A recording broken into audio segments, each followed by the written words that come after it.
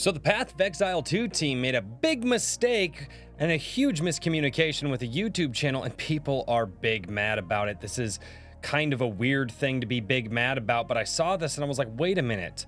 Fextralife, the guy who was kind of denied access to Dragon Age the Veilguard, when people were like, yeah, that's weird that this guy didn't get the game like a month ago, and now everybody's big mad about him because, well, let's look into this. All right, so the Path of Exile team put up this yesterday as of the recording of this video. He says, we've seen some speculation that some people might have already have access to the early access version of Path of Exile 2. To clarify, some traditional games media have been given access to a review version of the game. Part of the stipulation that media were given is that this is for review purposes only. They may share their opinion of the game, but are not allowed to produce guide-style content from this version that would spoil the discovery of the game or post unedited playthroughs. They are not playing on the same servers as the early access version, so none of their progress will be kept in. In addition, all of the content they produce is embargoed until the release of early access on December 6th. So no content is supposed to be posted until then. Unfortunately, there was a miscommunication with Fextralife that resulted in a video being posted early. This was a mistake on our end and is in no way on Fextralife. On release day, we want players to be able to make a more informed choice about if they would like to buy a key. We believe that allowing traditional games media access should be able to accomplish this without spoiling the game. So first thing here, they're calling Fextralife traditional games media. That's kind of interesting. They are a YouTube channel. You don't usually consider YouTube channels to be traditional games media, but then again, times are a changing, I guess. But a lot of people down here on here and also on Fextralife's YouTube channel, we'll cover that here in a second, are very, very mad. Quinn says Fextralife is not traditional games media. I would agree. He says it's a wiki that serves to line the pockets of one of the most disingenuous and unethical individuals in the space. Did this guy like have the mob whack somebody? What am I missing here?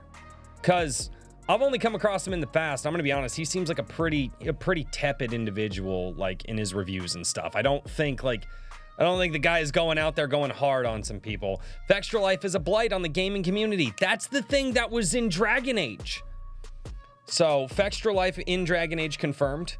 Let's see. I think the community would like clarification for why Fextralife was granted access in the first place. The majority of the community dislikes Fextralife for their view botting and website embedding practices, all the while monetizing their guides. So wait a minute, you can't put up a guide and ask for some bucks for it?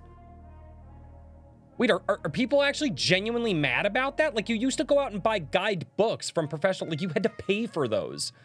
So is the online version of that just like taboo now? You're not allowed to do that? As far as view botting, I mean, dude, if YouTube thinks that you're view botting at all, your channel gets nuked. Like, nuked, your ISP banned, like YouTube doesn't screw around with that stuff. Okay, as far as website embedding practices, website embedding has been going on forever and a day. I mean, a lot of people have been using that for a long time. It's like, hey, our YouTube video's over here and people watch it over there. That doesn't mean that the video isn't getting viewed and it shouldn't be counted. It's still getting watched, right? And in order to count as a view, and that watch time is still tracked in the metrics. So the idea that you can't embed a video on a website is a little bit ridiculous. But moving over here to the Fextralife YouTube channel, I apologize about the white mode. I don't have a problem with it, but everybody likes dark mode. Here it is. Fextralife. Path of Exile 2 review update. The developer made a mistake when giving us embargo and accidentally gave us the go-ahead for publishing review earlier than others. They got in touch and apologized and asked us to private the video a while longer so everyone can publish at the same time. So this is a big deal because privating a video on YouTube could potentially damage that video's reach, right? Now, if he has other ways like embedding it on his own website or whatever to get some reach there, that can kind of help. But one of the things is when you private a video and then you like re-share it or make it public, or make it public again, it really hurts its reach, right? It doesn't get as many impressions. The algorithm, it doesn't share it as much. But it does depend also on SEO and keywords and things like that. So maybe this won't hurt them as much. He says, it's no big deal. We understand mistakes happen, so we did. We have broken no NDAs or embargoes. It was a mistake on their end. Read it from their own words. Nobody is censoring anyone. No NDAs or agreements have been broken, and this is not important to the overall upcoming launch of such a fun and highly anticipated title. We'll have the review up, plus more content coming on December 6th. Hope everyone enjoys it. Please be nice to the devs. This wasn't malicious in any way, and we have nothing but good things to say about them. So both parties are absolutely being amicable about this. They're like, hey, mistakes happen. It is what it is. Now, scrolling down here, there are a lot of people, there we go, into the comments section here. So scrolling down, there are people.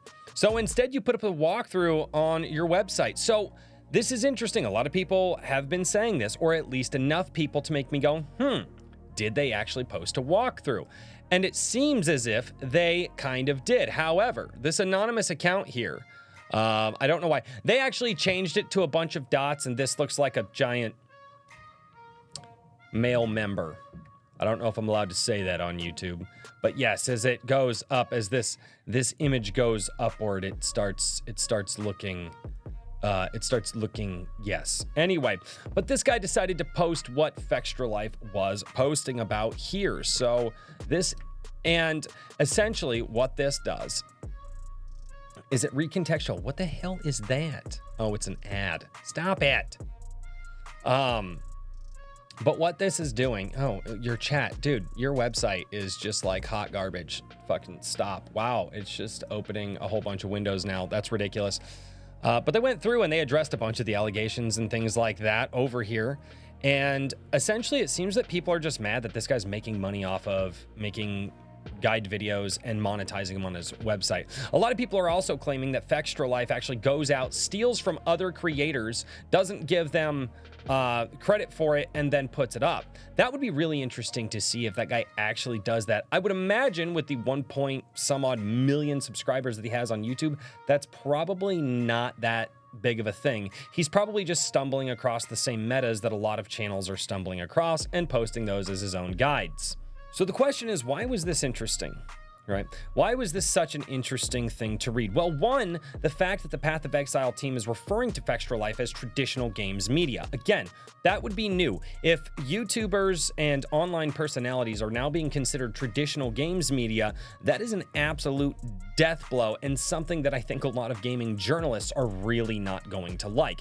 How dare this pathetic little YouTuber come in and be called professional games media? That's what's really funny to me about it. And it would be really funny to see a lot of the journos freak out about it because let's face it, they have ultimately been replaced. Now, I wouldn't call Fextralife traditional games media, even though they might be referring to how he does guides and stuff on his own website, which is a traditional form of doing that instead of just doing it on YouTube, and that's fine. But the idea that these personalities are now taking over is really interesting. However, it seems that there's a lot of hate with Fextralife, and I kind of want to dig into it. If you guys have any channels out there, name them down below who've done like Fextralife documentaries. I'd like to watch this because a lot of people seem to hate the guy. And it would be really interesting to see if he is actually guilty of stealing other people's ideas and then posting them as his own behind a paywall.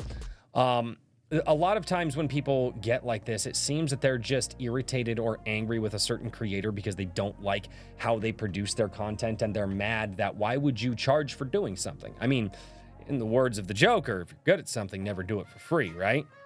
And that's kind of an interesting concept here.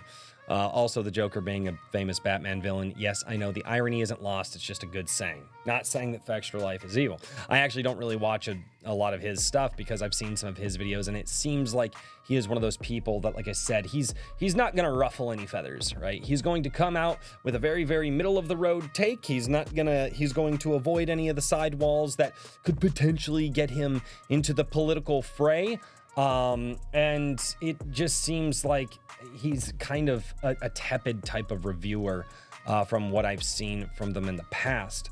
So overall, I just saw this. I thought it was interesting because Path of Exile coming out, the Path of Exile team coming out and saying, hey, we made a mistake, our bad. Like, we just want everybody to have a good game. Like, it's not this YouTube channel's fault. And then people looking at Path of Exile and saying, you need to answer to us. How dare you let that dirty little YouTube rat guide maker in our community? You shouldn't do that. Why are you doing that? It's just so funny. These people are just little troglodytes that live in caves, I swear, which is what a troglodyte is. So the troglodytes came out. I laughed, I lulled, I thought it was funny. I thought this whole thing was interesting. And I would, again, let me know, please comment down below if Fextralife is guilty of some of this stuff, because I would love to watch that, because I wasn't able to find the evidence quickly on my own, but that doesn't mean you guys can't find it and present it to me. So I look forward to seeing your guys' comments down below. Thank you all so much for checking out this video. And as always, until next time, cheers, everybody.